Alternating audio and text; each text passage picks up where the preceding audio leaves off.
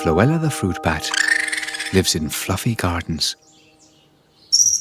Floella lives here at 23 Flappy Heights, to be precise.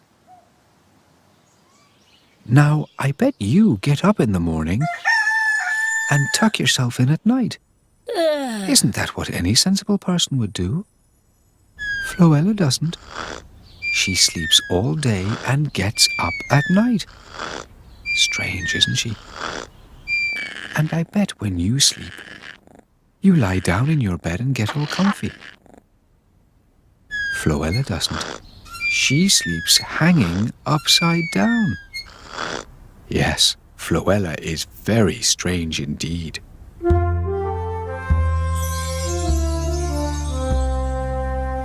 Our story begins with the ringing of Floella's alarm clock, early one night. Floella yawned a big yawn, jumped down from her perch, and toddled off to the bathroom to brush her teeth. Fruit bats have very clean teeth, you know. Floella reached for the toothpaste, but she grabbed the soap instead. Then she spread it all over her toothbrush. She scrubbed hard with the soap, leaving her covered in suds and with a ghastly taste in her mouth. Ew. You see, poor Floella has awfully bad eyesight. You can see the toothpaste, and I can see the toothpaste, but poor Floella can't see it very well at all. She can hardly tell what is what most of the time. After brushing her teeth with soap, Floella went downstairs to make some breakfast. Not being able to see well, she made a hot cup of treacle with 2 spoonfuls of salt and had a big bowl of biscuits covered in ice-cold eggs. Still feeling a bit peckish, she buttered 2 cookery books. Then she went out for a walk. Floella loved to go for big, long walks to stretch her legs. She walked over grassy hills. She walked through a small park. She walked through a pretty forest. Floella loved to walk everywhere. After some time, Floella happened to pass Paolo the cat, who was searching through some bins while doing a spot of reading.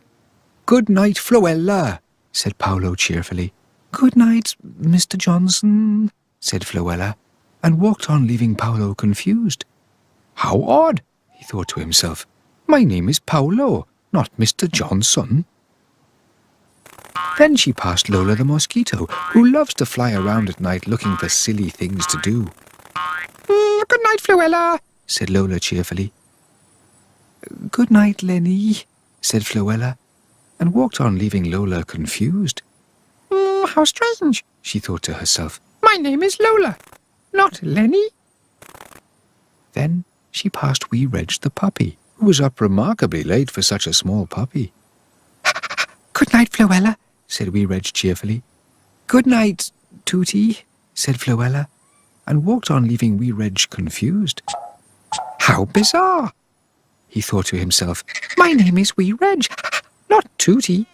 Poor Floella could not see anyone well enough to make out who they really were. Later that night, Floella popped into the shop to buy herself some milk. She was sure she needed fresh milk because something didn't taste quite right in her breakfast. Her milk had probably gone sour. Luckily for Floella, the penguins keep the shop open all day and all night, which is very tiring for the little penguin who works there. Inside the shop, who did Floella meet but Paolo the cat, wee Reg the puppy, and Lola the mosquito. "Hello again, Floella," they all said. Floella looked around her.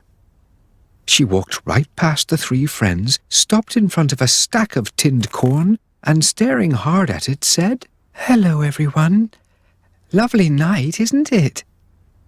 Then, before waiting for an answer, she went to find herself some milk. How odd. How strange. How bizarre, they all said. Then wee Reg had an idea to help Floella, and they all began to whisper.